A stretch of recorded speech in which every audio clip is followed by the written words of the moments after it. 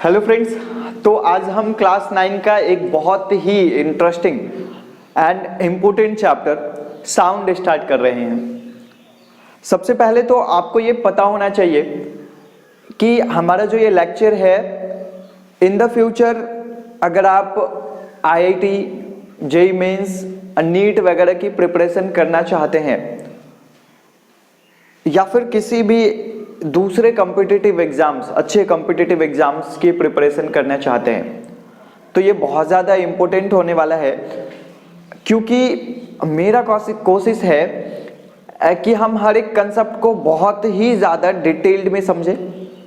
हम जितना ज़्यादा इमेजिन कर सकते हैं किसी भी टॉपिक के बारे में, जितना ज़्यादा क्वेश्चंस एराइज कर सकते हैं, और वो कोशिश करेंगे, एराइज करने की कोशिश करेंगे। तो ज़्यादा टाइम वेस्ट नहीं करते हैं, हम अपना टॉपिक स्टार्ट करते हैं। तो फ्रेंड्स, सबसे पहले जैसे ही आपके सामने ये वर्ड आता है साउंड, तो फिर आपके मन में क्या क्या क्वेश्चंस अराइज होते हैं या फिर क्या क्या आप इमेजिन कर पाते हैं। Take your time and think about it. क्या क्या आप सोच सकते हैं जैसे ही ये वर्ड स्ट्राइक्स करते हैं आपके माइंड में साउंड। तो अगर मैं आपकी जगह पे रहता तो फिर मैं क्या सोचता? सबसे पहली बात कि साउंड होता क्या है। क्या डेली जो हम अपने सामने वाले को सुनते हैं वो साउंड है? हाँ, इतने तो अभी नादान हम हैं नहीं कि हमें नहीं पता है कि डेली जो हम अपने आसपास अलग अलग तरीके की आवाज़ सुनते हैं उसी को साउंड कहा जाता है।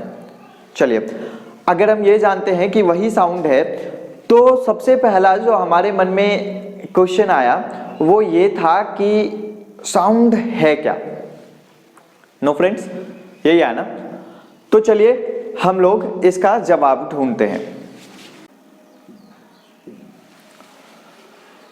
तो फ्रेंड्स, सबसे पहले साउंड को जो हम डिफाइन करेंगे, देखिए मैंने कैसे डिफाइन किया है कि sound is a form of energy.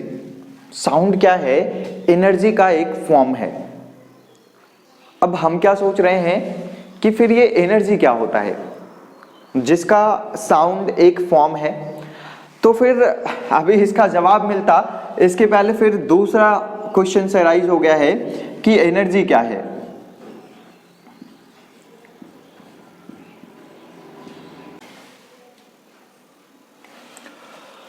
Okay friends, तो देखिए क्वेश्चन क्या हुआ था कि फिर हम लोग ये सोच रहे थे कि एनर्जी क्या होता है।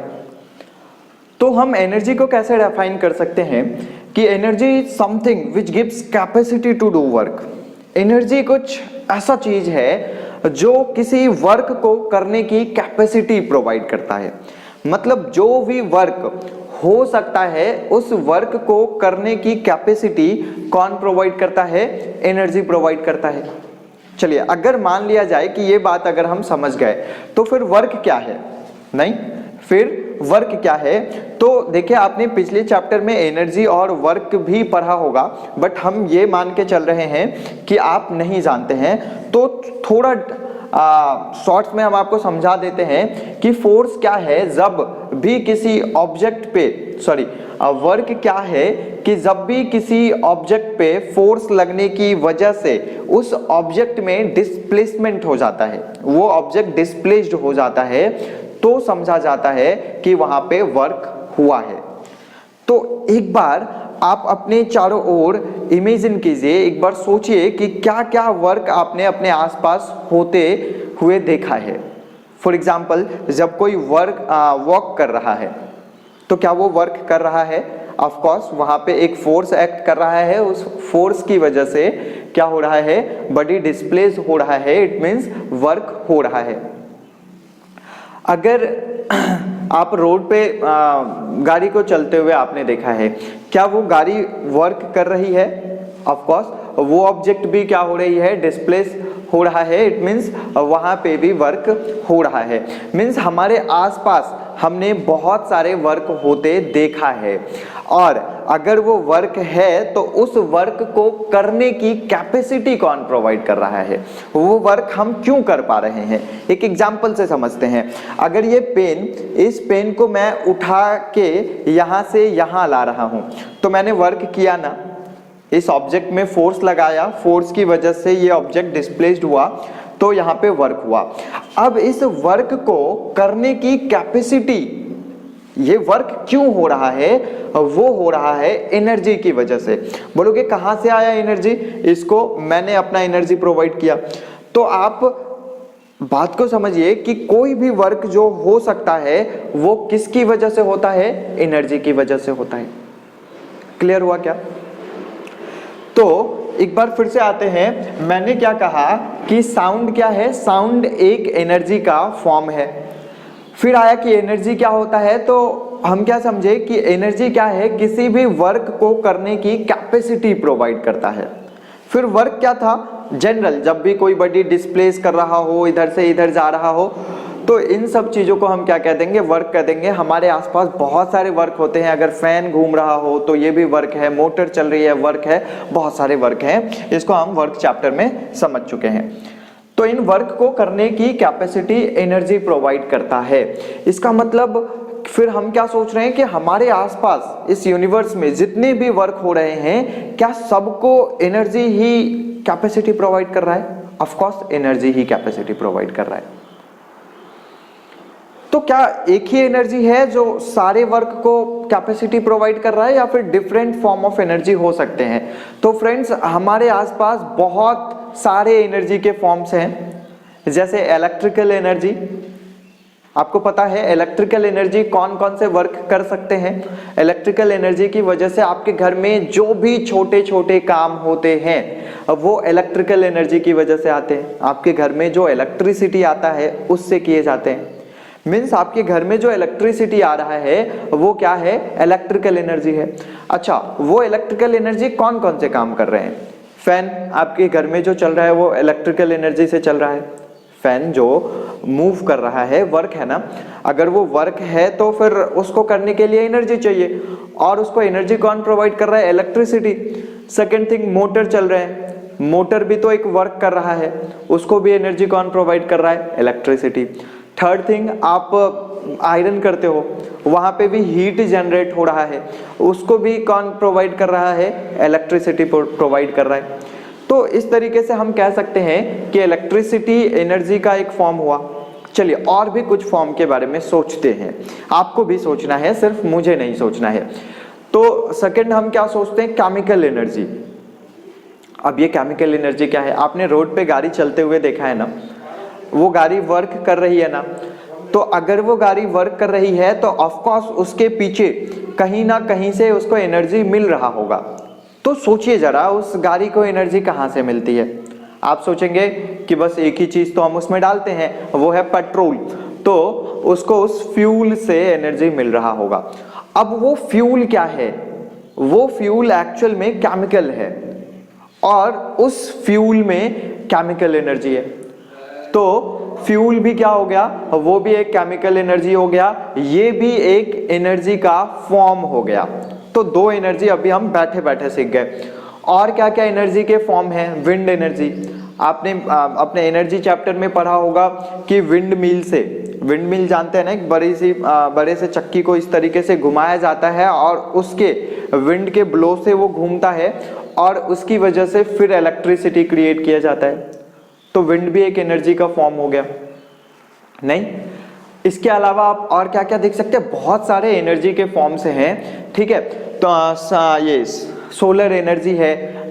अब ये सोलर एनर्जी तो सबसे ज्यादा इंपॉर्टेंट एनर्जी हो जाता है, क्योंकि कहीं ना कहीं आपके अर्थ पे आपको जितने भी एनर्जी मिल पा रहे हैं वो आपको किसकी वजह से मिल रहे हैं, सोलर एनर्जी से मिल रहे हैं ना। अभी जो मैंने केमिकल एनर्जी की बात करी वो भी सोलर एनर्जी से आया था। मैंने इलेक्ट्रिकल एनर्जी की बात की, वो भी सोलर एनर्जी से आया था।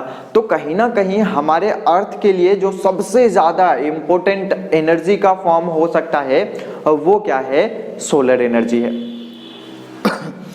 तो फ्रेंड्स, आई होप कि आप समझ पा रहे होंगे कि एनर्जी के बहुत सारे फॉर्म हैं। लाइट भी एनर्जी का ही एक फॉर्म है।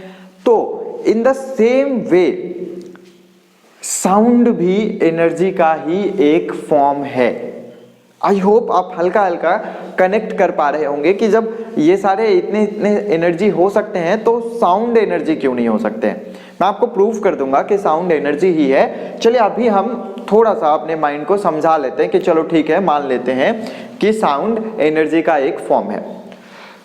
अभी इसको फिर डिटेल हम समझेंगे कि कैसे एनर्जी का ये फॉर्म है।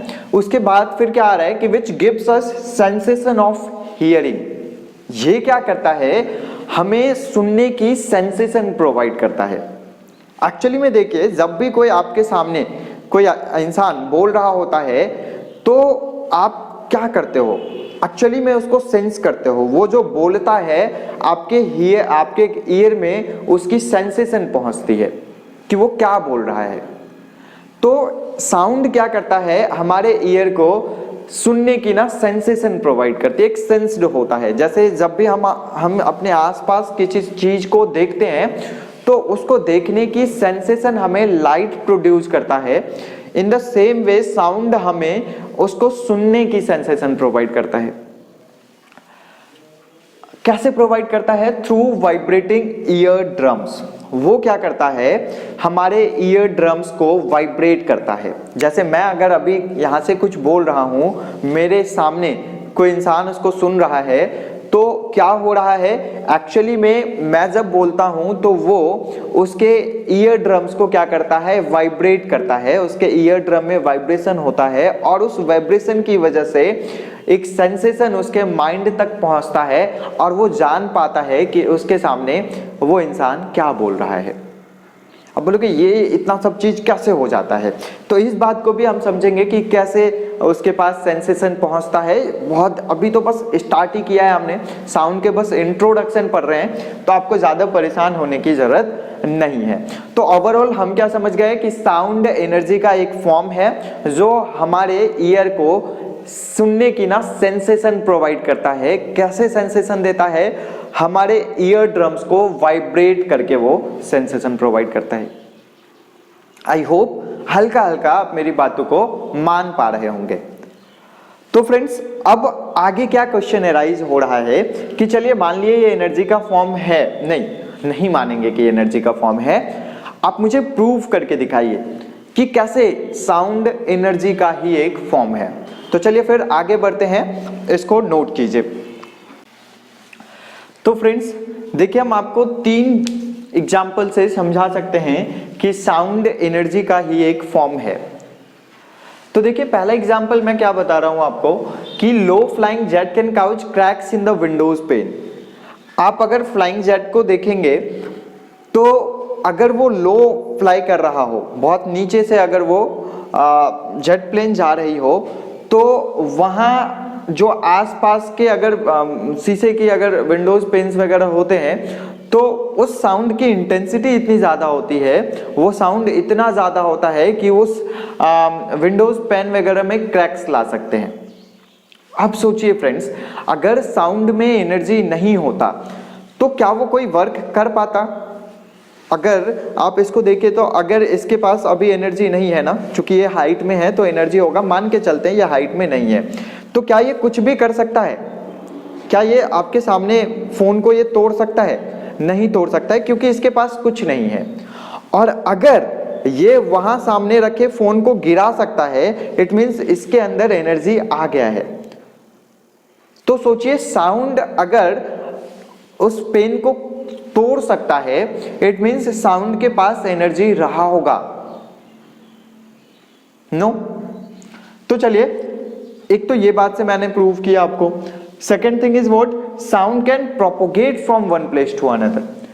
साउंड एक जगह से दूसरे जगह प्रोपोगेट कर सकता है। इसका तो एग्जाम्पल आप डेली देखते हैं। मैं यहां खड़ा हूं, मेरे से 100 मीटर के दूर पे कोई ह्यूमन है, क्या मैं बोलूंगा तो वहां तक मेरी साउंड पहुंचेगी? ऑफ कोर्स पहुंचेगी।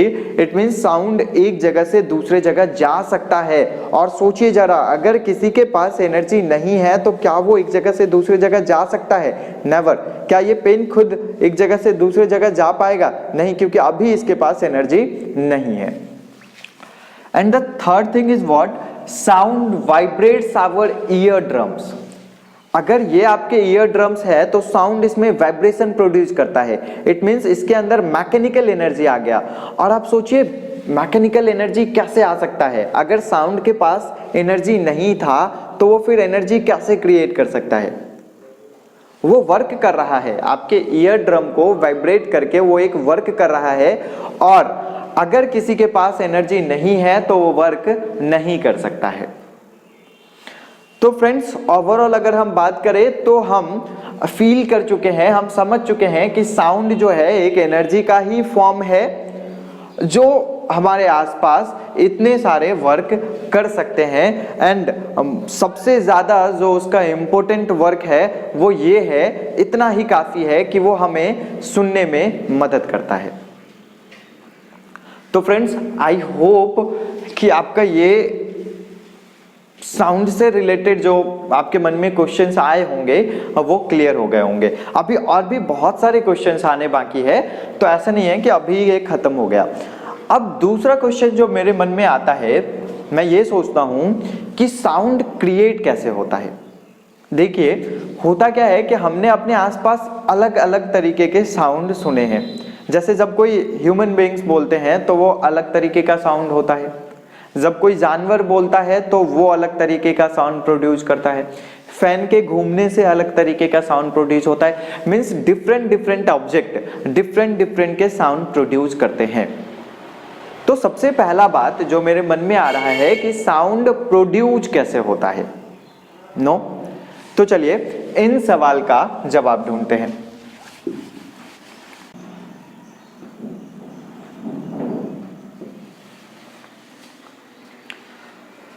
तो फ्रेंड्स, बहुत ही सिंपल है ये कि साउंड जो प्रोड्यूस होता है वो वाइब्रेशन के, किसी ऑब्जेक्ट में अगर वाइब्रेशन प्रोड्यूस करते हैं, हम किसी ऑब्जेक्ट को अगर हम वाइब्रेट करते हैं तो उस वाइब्रेशन की वजह से साउंड प्रोड्यूस हो जाता है। वाइब्रेशन तो आप जानते हैं ना, ये ऑब्जेक्ट है, इसको मैंने इस तरीके से क्या किया, इसके अंदर ऑस्किलेटरी मोशन डाला तो ये क्या करने लगे, ये वाइब्रेट करने लगे।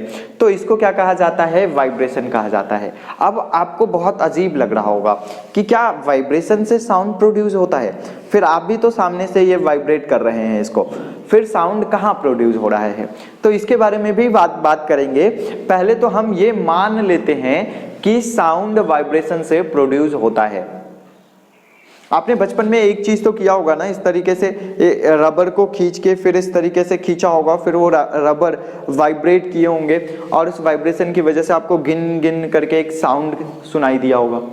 तो एक्चुअली में अभी मैं भी जो आपके सामने बोल रहा हूँ, मेरे भी वोकल कॉर्ड में एक वाइब्रेशन हो रहे हैं, उस वाइब्रेशन से ही साउंड प्रोड्यूस होता है।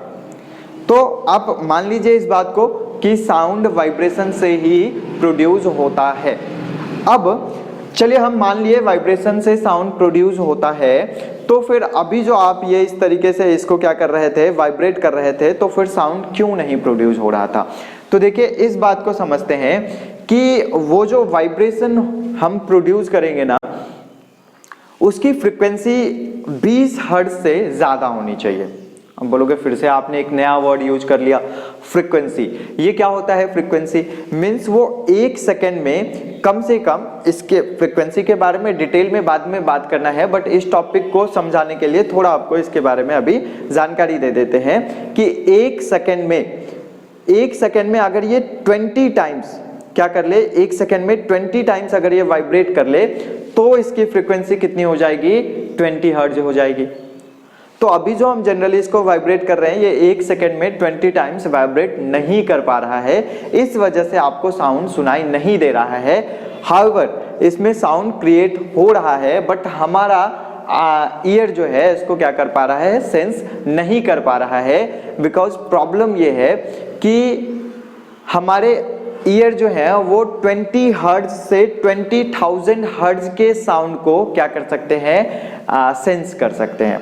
मतलब वैसे साउंड को सेंस कर सकते हैं जिसके वाइब्रेशन 20 टाइम 1 सेकेंड में 20 बार से लेकर 1 सेकेंड में 20,000 बार के बीच में आता हो। बात आया क्या समझ में? इसके बीच में अगर किसी ऑब्जेक्ट से साउंड क्रिएट हो रहे हैं, मतलब समझिए ना, अगर मैं इसको मान लिया जाए 40 बार इसको 1 सेकंड में कर दिया, तो मेरा साउंड मेरा ईयर जो है ना वो क्या कर लेगा, इसको सेंस कर लेगा। मैंने इसको 1 सेकंड में 100 बार इसको क्या कर दिया, मूवमेंट करवा दिया, वाइब्रेशन करवा दिए, तो क्या होगा, मेरे ईयर इसको सेंस कर पाएंगे, इसको साउंड सुनाई देगा उससे। मतलब इसकी उस समय इसकी 100 बार अगर ये कर रहा है तो इसकी फ्रीक्वेंसी कितनी हो गई, इसकी फ्रीक्वेंसी हो गई 100 हर्ट्ज।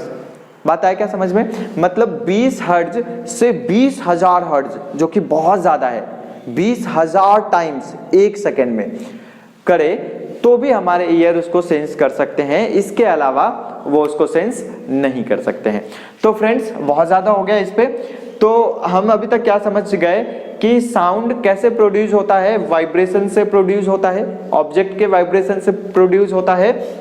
बट हम लोग क्या कर पाते हैं, हमारा ईयर जो है वो 20 हर्ट्ज से 20,000 हर्ट्ज के साउंड को क्या कर सकता है, सेंस कर सकता है। इसी वजह से अभी आपको यहां से साउंड सुनाई नहीं दे रहा था।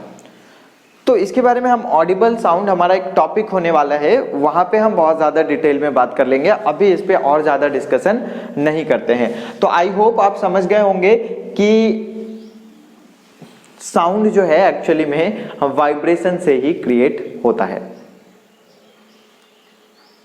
तो अब एक और सवाल जो हमारे मन में आया, हम सोच रहे हैं कि चलिए साउंड वाइब्रेशन से प्रोड्यूस हुआ, पर साउंड एक जगह से दूसरी जगह जा कैसे पा रहा है? मैंने बताया ना कि साउंड एक जगह से दूसरी जगह प्रोपोगेट कर पाता है, तो ये प्रोपोगेशन उसमें कैसे हो पाता है? तो चलिए फ्रेंड्स ये भी जवाब इसका भी ढूंढते हैं।